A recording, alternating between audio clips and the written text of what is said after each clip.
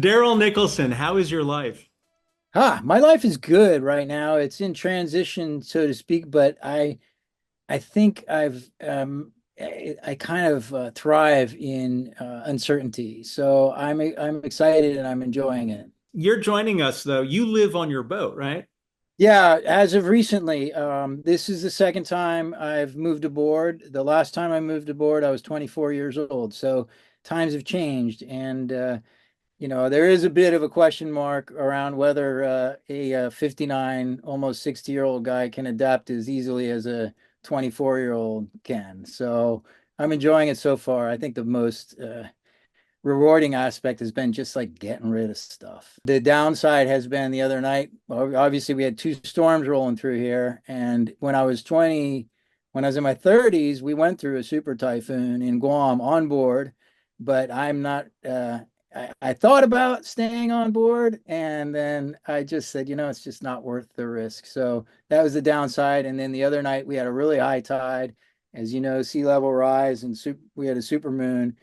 And I think it was about my third night on board, honestly, because I'd been traveling so much. And the boat was going rocking back and forth and rolling all around. And I was going, oh boy, this is You what don't it's get like. seasick, do you? No, no, I don't get seasick at all. But, it'd been a while since I'd actually, been trying to get to sleep on a rocking boat. It's actually nice. What's the name of your boat?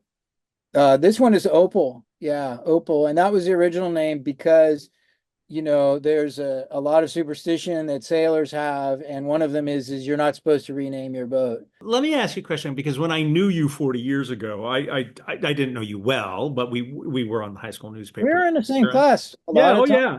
We had this same teacher, Brenda Feldman, Oh fabulous yeah, who I saw a journalism few years teacher. back. Yeah. Really? I didn't know you were a sailor though. As I recall, you were a soccer player. That's right. Yeah, that's right.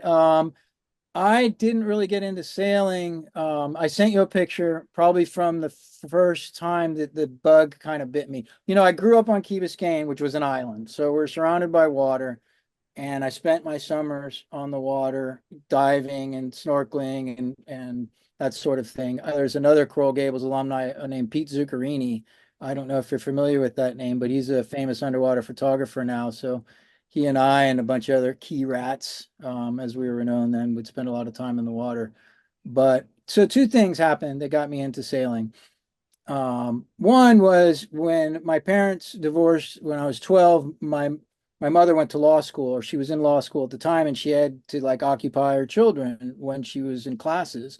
And so she found an old 8-foot dinghy at a garage sale and put it together, dragged it down to the beach club, and that was my babysitter. I would go to the beach club every day and I taught myself how to sail. And I actually did a little circumnavigation of Key Biscayne. Uh, I like the idea of being self-sufficient and independent ever since I was a kid. I used to keep a loaded backpack in my closet because I've read all those young adult novels like My Side of the Mountain, and I can't think of Kon-Tiki was one that I really enjoyed. That wasn't really a solo adventure, but those kind of stories inspired me in that direction. Initially, backpacking and wilderness adventures what attracted me. But then my dad took me sailing when I was 12, and there's a picture from that of me driving the dinghy. But I think I've got one of me sailing the boat, and it was me, my father, my uncle, and their two girlfriends, and we did a little tour around the Virgin Islands. And I ended up steering half the time as women were lounging about, and my dad and my uncle were drinking rum. So that's kind of when I got the idea of, well, hey, this might be good. This might be a good way to travel. And the third thing that happened was sophomore year in college, I studied abroad in Spain.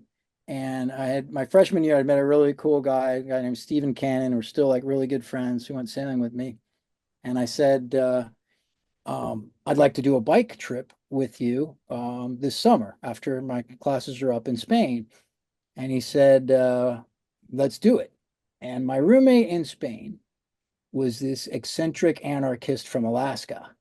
And we called him El Oso Peligroso, which means the dangerous bear, because he was built like a bear. And it was me and my four Spanish roommates in the Oso Peligroso. And he would tell these fabulous stories about, one of them was about this guru that he met in Turkey.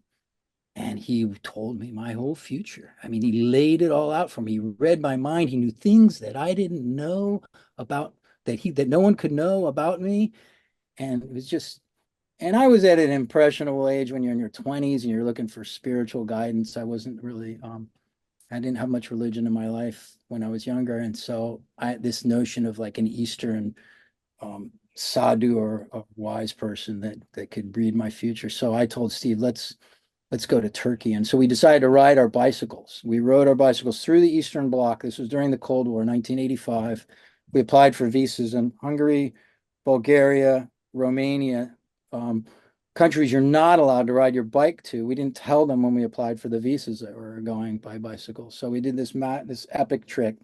We ended up, basically bribing our way into these countries. That's, I could go on about this story, but so that again told me, okay, you can keep everything you need, your sleeping, your cooking material, your stove, to be on these sort of self-sustaining travel and experience really neat, diverse cultures in really remote parts of the world.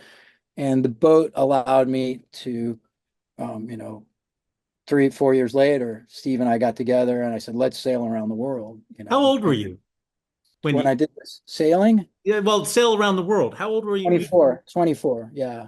Yeah. So you'll look at some of those pictures. We were young and I didn't really know. The only experience I had was basically that sailing trip with my dad and my little boat that my mom gave me as my babysitter, and then a Coast Guard class down at the.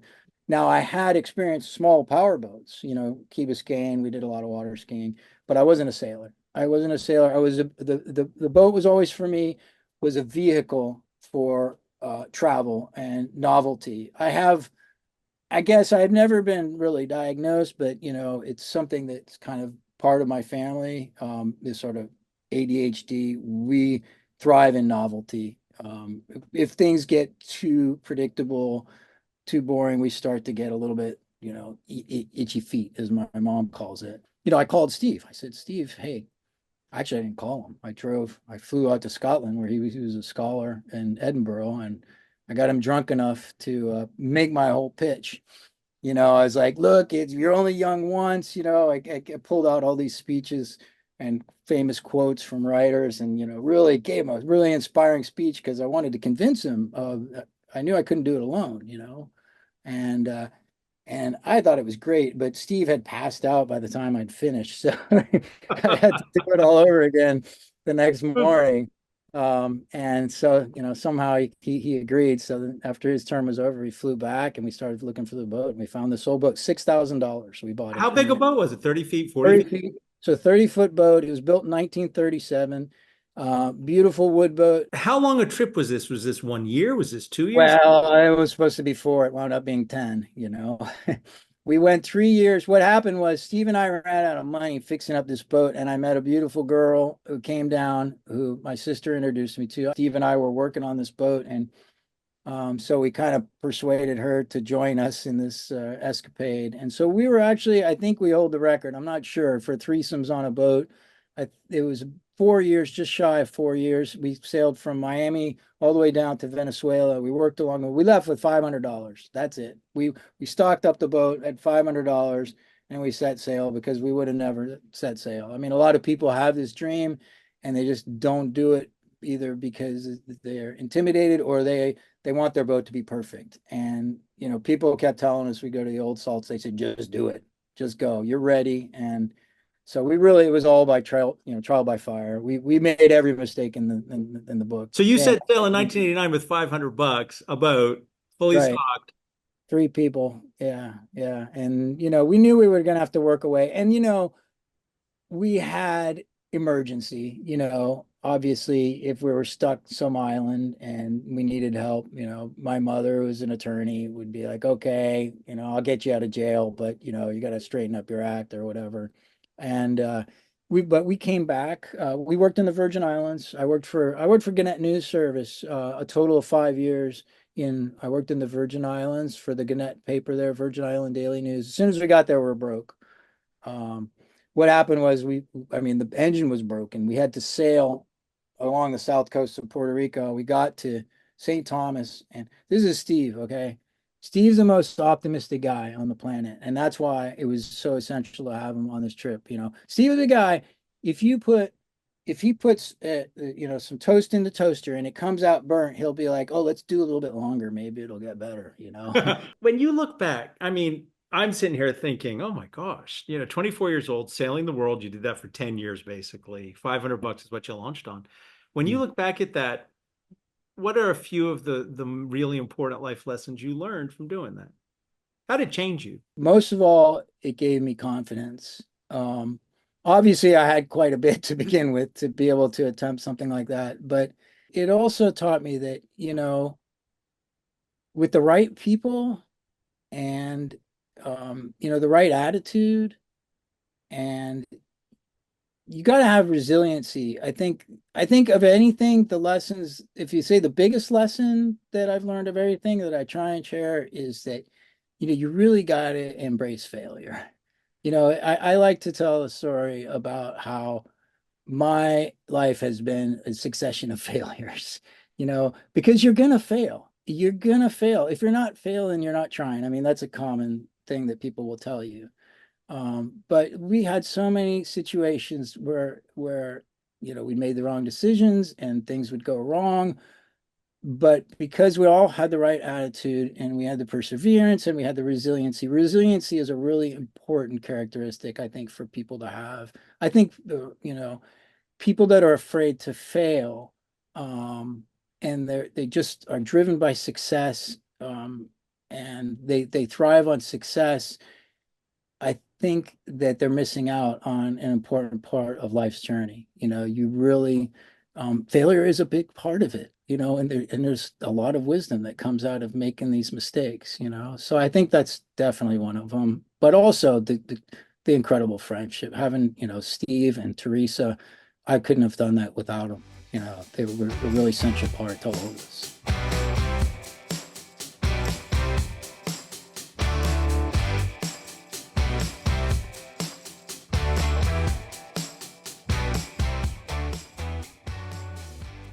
I so resonate when you say resiliency because as I got older, I realized that I've had plenty of failures in my life. And I realized that I was resilient. I was able to recreate myself or pick myself up. And it's Sure, like, sure. but you don't see it when you're young, perhaps.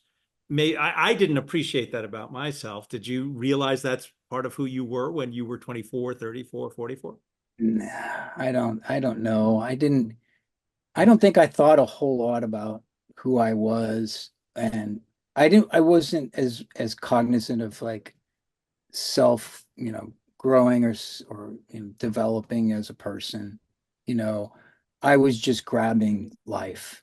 I felt like I was missing out on experiences that I probably wouldn't get the opportunity to have again because, I might not want to take the risks that I have. I might not be in the position as, a young person with great health, and all these other advantages you have of being young. You may not have the funds you have, but you're not so risk averse.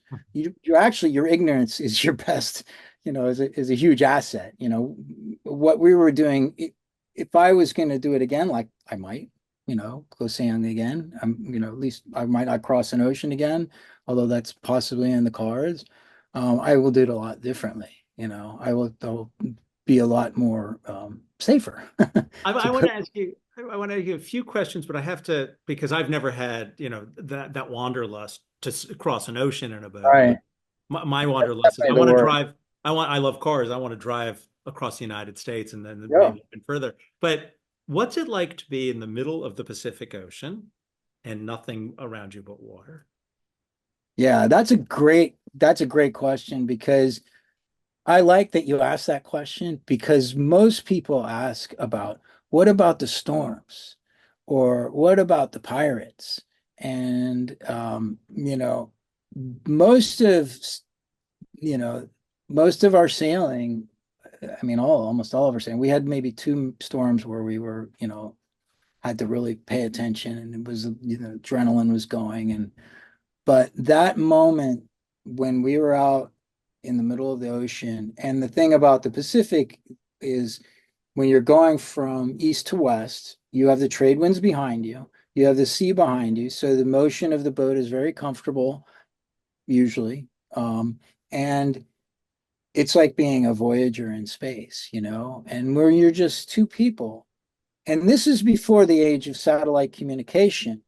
This is before the age of GPS was very accurate. It was just becoming in its infancy. And so you'd get positions, but they'd be at intervals of hours apart, and they wouldn't be as accurate as they would be. So we had to do a lot of traditional navigation using the stars, using the celestial bodies. But that moment out, it's a religious experience. I guess that would be the best way to describe it. You kind of just feel like you're the only person on the planet, and it's enough, you know? It's enough. It's a little bit of mixture of loneliness, that solitude and fear, sort of that angst, that you feel, it's sort of existential angst. But there is this sort of like, this, that you're not alone, if that makes any sense.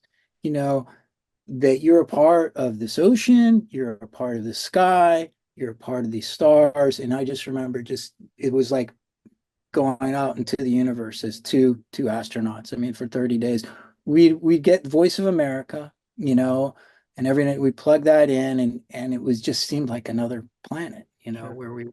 So it was really magical. It was a really magical experience. Is Teresa, is she the woman? Is she the mother of your sons? Yeah, yeah, yeah. She's an amazing person, You'll see in the videos, she cooked all these meals while the boat's rocking back and forth. You're a dad. Yeah. You have two sons, and you share openly about them on Facebook. What is it like for you to be a dad? It's like, it's kind of like, I feel like I was meant for it, I don't know. I love it.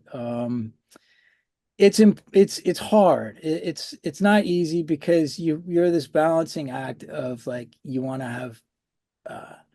have fun with my boys. I don't want them to be afraid. We talked about, being success driven, and I wanted to learn some of the things that I feel like I've learned on the boat, which are kind of sort of hard lessons to learn. It's almost like they have to teach them themselves. Your one son's 24, your younger son is how old? 22. Yeah, And 22. you shared with me something that just I was like, oh wow, you have a daughter. Yeah, yeah, I have a daughter as well. And so that was a really neat experience for me. And at the time, it was a kind of a surprise, and a very emotional experience at the time, a kind of a shock. This is not my story. Um, the mother of my daughter, um, she endured 9 months of pregnancy, well, eight and a half, without telling a soul. You were in Okay, college at the time, right? we were in college. We were in college at the time. We dated all of freshman year, and at the end of freshman year, I had just recognized that, we had enough differences that it wasn't going to work as a romantic relationship, but we would remain friends, and we still are, great friends through the rest of our life. But unfortunately, she didn't have, well, I won't speak for her, but she tells her story. Actually, I can send you a link to her video. She spoke at a Mother's Day event in New Jersey and tells the whole story of her experience. And it, like I said, this is really her story. But when I was 19 years old, you know, it was in my sophomore year in February, a winter in Atlanta, and I was studying for a philosophy exam, and I got a call from Maura, is her name, best friend, or one of her good friends, and said, Maura's in the hospital, and she wants you to come to to to the hospital.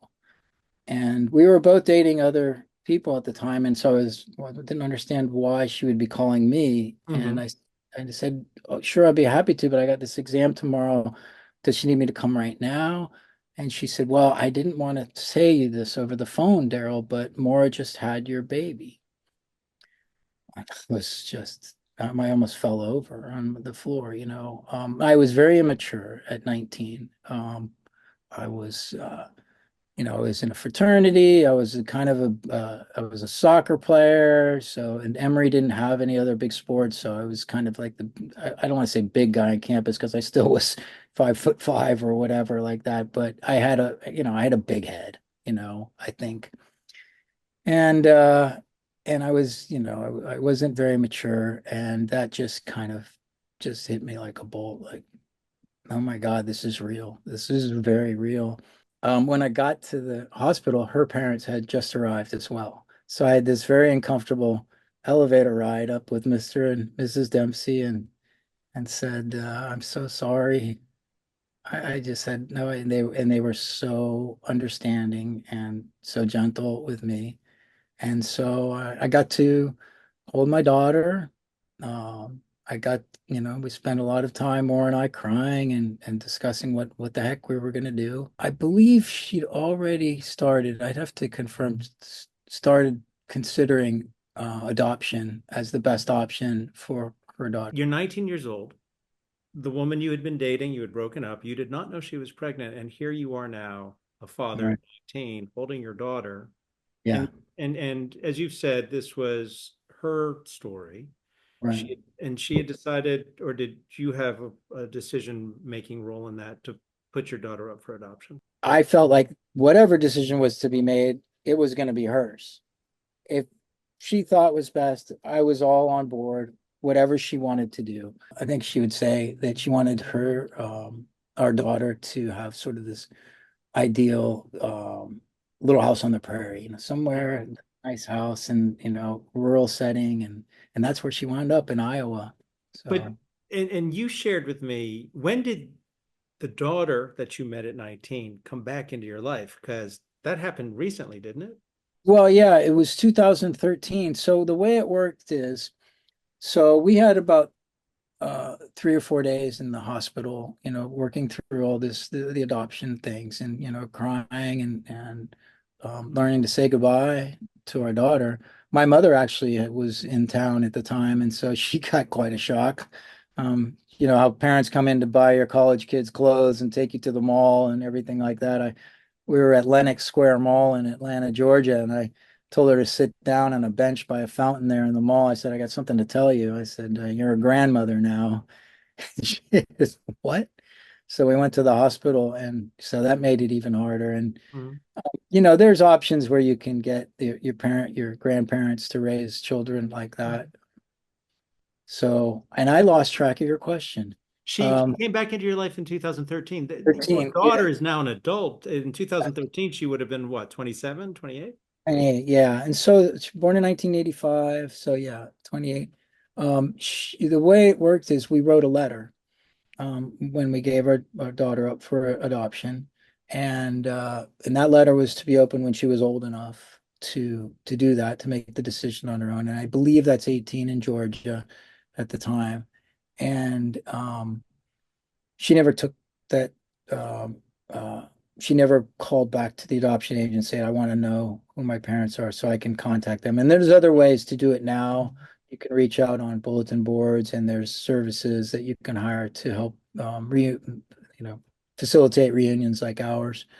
What triggered it was she was about to get married, or she was married, and her and her husband were thinking about having children. So our daughter had called to check on her health, and she was 28, about to, think about having children because she was worried about, any genetic predispositions or anything like Mhm. this. The agent said, your daughter is your parents are fine. Health is perfect. One of your great grandparents is getting a little bit arthritis and things like that. But everything's fine. But there's this letter in your file. And that's the sort of information that technically the adoption counselors are not really supposed to share. They're not really supposed to advance the process. They're just supposed to let the mother sort of come and Mhm. demand, ask what she needs. And so as soon as our daughter heard that, um, she said, sure, I'd love to see the letter. And of course, when she read the letter, um, she called Maura, and then of course it made Maura's day. It made my day. Um, and Maura and her, had several phone calls, and then Maura said, would you like to talk to your father? Would it be okay? And so I can't remember where I was the first time we spoke, probably at work, and it was just, it was just so amazing that they had this. I felt really good for Maura, especially because what she went through, no woman should have to go through. What what does it mean to you today, though, to have a connection, Yeah, it's very special. with a daughter? Yeah. So she has two daughters. Meg has two daughters, and I just got back from a trip to Colorado to spend with these two daughters. I did a Taylor Swift dance party, an international first fashion show. Went to my oldest granddaughter's soccer game, and What does it mean to you that this woman, who is your child from when you were 19, includes you in her life now? oh my gosh, it's just so generous. I mean, if you met her, you would recognize she's very special. Yeah, but excuse me. No, I Yeah, was blown away by the story when you shared it. yeah, no, she's a very special person, you know, and yeah, she gets it mostly from her mother. I Yeah. think those of us who knew you then and get to know you again now would say she gets it probably from both of you. Um, Well, she's a very special person. She takes the best of both of us, I think, which is nice.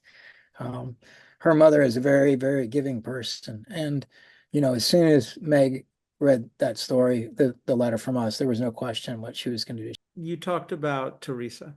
Yeah. Were you and Teresa ever married? Did you divorce? Yeah, yeah, yeah. We were married. As soon as we got back I got that job at Cruising World. Mhm. We got married in 2000, and so that was when I got that job as an editor. When we realized, we had enough money to settle down and deliver children in the proper way in the hospital rather than on a boat. It's hard. Um, Marriage and raising children, it's easier in many ways maintaining a relationship on a boat. Um, Even though the demands, because you have a shared goal. You're moving this boat from place to place. And as a family, we had a shared goal, I guess, was raising two children. And but that's a lot harder than moving a boat. you Yeah. know, and you have different ideas of how you want to raise your children. And you know, I've grown a lot in the past few years since we split up. I was going through a time in my life when I thought that I wasn't living up to my own sort of expectations. I wasn't creating the way I wanted to create. I was kind of burnt out on my Mhm. job. I think a lot of people feel this. I've been working for 15 years at the same job, editing other people's work, doing a bit of writing after being a writer, Yeah. for a long time, driving my own ship, writing about what I wanted to and that sort of thing.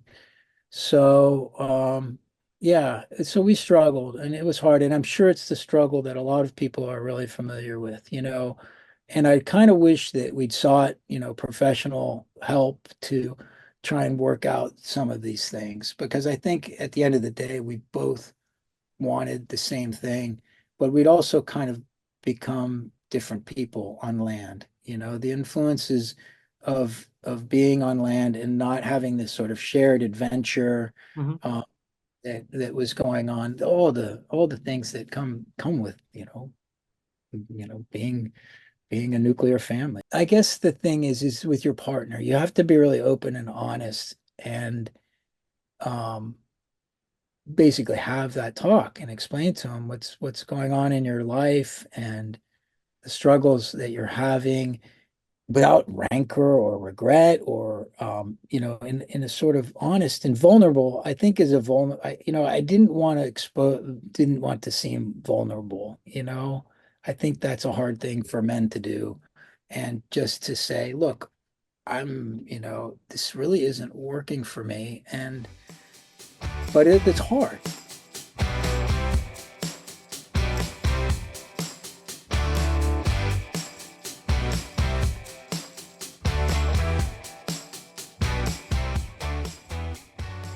let me ask you this, because you said very early in this conversation, if you're not failing, you're not trying. Right. And you've talked about being in a transition, and I know that you are involved. I don't know the right term for it. I would, not stand-up comedy, but it's storytelling. Storytelling, yeah. Tell me about that and where you hope this takes you. First, I got my teaching certificate to teach high school because of our teacher, honestly, because of Brendan Feldman. I was like, I want to have the impact on people's lives, like she had. And so I got my certificate to teach, uh, um, you know, English up Hmm. to high school. And then I realized that really wasn't going to work financially, so I needed to have a college degree. So I went back and got my Master of Fine Arts in creative writing, and that was eye opener to go back to college and throw yourself in with 20, 30 somethings today. For all the people that have, oh, the world is going down the drain, and this country's falling apart. Um, I think putting me back in with this generation, I have a lot of hope. I really do. These people were smart, they were creative. They changed the way I thought about a lot of things about, like we talked about a little bit, what it means to be a man and what it means to be a woman and what it means to be a minority and all of these issues that are kind of become hotbed issues for in my opinion. It's just absurd that people are fighting over what to me is just patently obvious, that we're all in this boat together, so to speak. But these were things that just kind of hit me in the face when I went back and got my MFA. And I was pretty successful with what I was doing in the creative writing program. I won some awards for short stories. Second City, I studied with Second City in Chicago, sketch comedy, did intensive with some phenomenal teachers there. When I got out of it, oh boy, Paula Vogel, who is the director of the theater program at Yale for so many years, and she has a Pulitzer Prize for her work. She came to me after the class and she said, "You are an excellent reader. Have you ever thought about doing acting?" So you talk about validation. There was that. And then there was Monica. And so we launched into this whole theatrical world. I'm almost 60 years old, and everything I own fits in a 10 by 12 storage facility in Nokomis, Florida. And I live on a 30-foot boat in the municipal marina down in St. Petersburg, Florida. So no, I did not expect to be here at this time in my life. And I started to think, well, what the hell happened? Like, what got me here? What got me to this point in my life? You still have a relationship with the mother of your children. She lives around Yeah, not far from where the boat is yeah, docked. You're yeah. friends with her. I don't know what your relationship is now with Monica, but it's not what it Just was. talked with, yeah, I just spoke with her the other day. Yeah. Yeah, so she's doing well. What would you say? The tagline for what I'm doing is called the value within. Mm, I think we all look at, you brought up failure earlier. I don't yeah, like to use the word failure. I like to use the word I tried, it didn't work out. But yeah, yeah, right. failure, fine. I don't give a shit anymore about what other Yeah, people, yeah. on my good days, I don't care what other people think. Um, I think we go into relationships thinking it has to be this, and then if it isn't that, and if it doesn't continue, then we think it's failed. But what I've heard you say is no.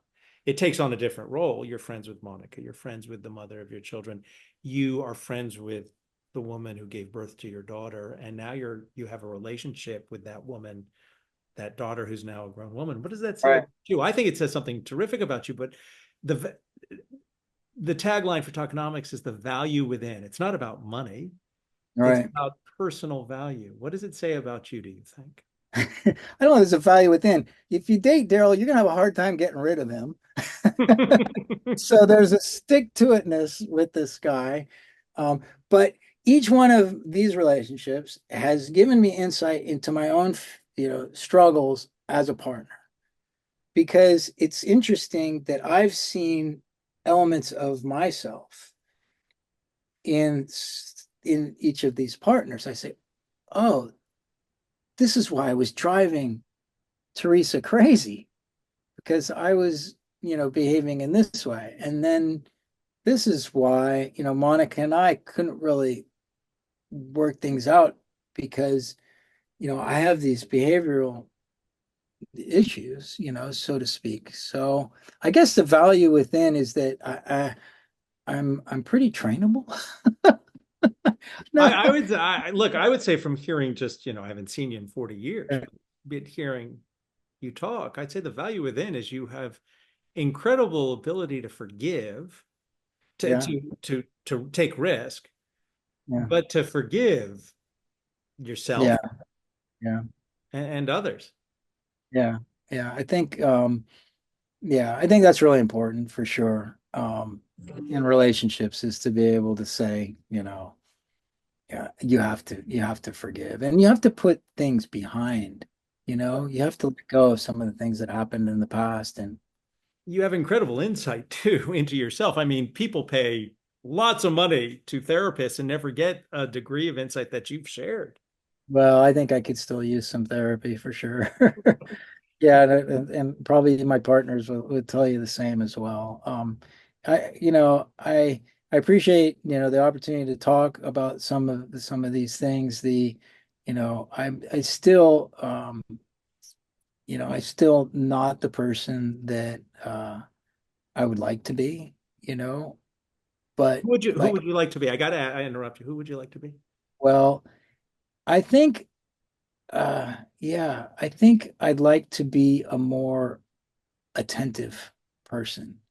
And that's why I really enjoy improv, because in order to improvise a good scene, and we didn't talk about what I'm doing now, what I'm really involved in, which is playback theater, is when an individual from the audience tells a story and we play it back as a troupe. And it's a therapeutic thing. We do it for audiences. We've done it for Ukrainian immigrants. We've done it for people who are mental health caregivers, and they're struggling, and so them telling us their story, and then we perform it back to them. And that's kind of the form of improv that I've settled on since my sort of trajectory into theater and improv that Monica helped me get into. I've done this playback, and I've really recognized my struggles with attentiveness and really listening to, because it's not just to what your partner is saying, um, or even doing. It's a lot of it is the unsaid, you know. It's tone, it's innuendo, it's just subtle gestures. I mean, some of it's obvious. You can tell when they're being sarcastic or someone's in a bad mood, but or something like that. But to take that attentiveness that I do is required for playback theater, good playback theater, and it's it's highly effective. Like, story people have told us their stories and we've performed it back for them. They've come to us after the show and they've just said thank you so much. Many times we've brought people to tears. Some of these Ukrainian immigrants had amazing stories. If I can bring that attentiveness to every interaction, to every interaction, and to just show a gratitude for every person, the cashier, the Publix cashier, to all these people that you encounter and you pass every day, if you can pass on this sort of gratitude, this positive energy to to help them feel good about themselves. My mother is a great example. In fact, she's almost obnoxious about it. And her mother was like that too, is just really important to, and even these make these brief connections, be attentive to them. How's this cashier? Is she having a hard day? Or did she think about those earrings? I really like those earrings. How can I tell this person or this community that I see you and I'm listening to you? What would you Yeah. want people to take from the discussion we've just had? For the most part, if there's something um, that you want to do and you really set your mind to it, you actually can do it most of the time. I mean, you may not be an NBA star if you're 5'7". I mean, you have to be it within reason. But I didn't really believe that. I thought, oh, that's nice. If you really try for it, you really do it. Um, but especially people like you and I that have been blessed with so many good fortune, to be born into the families that we do, that we have, you know, um, I think that is certainly something, a takeaway from this. And the other one is that, it's okay to share your story, you know, it's okay to admit your faults. It's okay because nobody's perfect. I mean, everybody has their failures, and it's part of being human, you know? It's and what's the worst thing that's going to happen? You know, somebody's going to judge you. Somebody's going to think, "Oh, what a waste. Darrell threw away, the 25-year-old marriage, relationship with this woman because he thought he was going to be a great writer or whatever, you know." Um, that's okay. If a person thinks that about me, that's fine. I know who I am.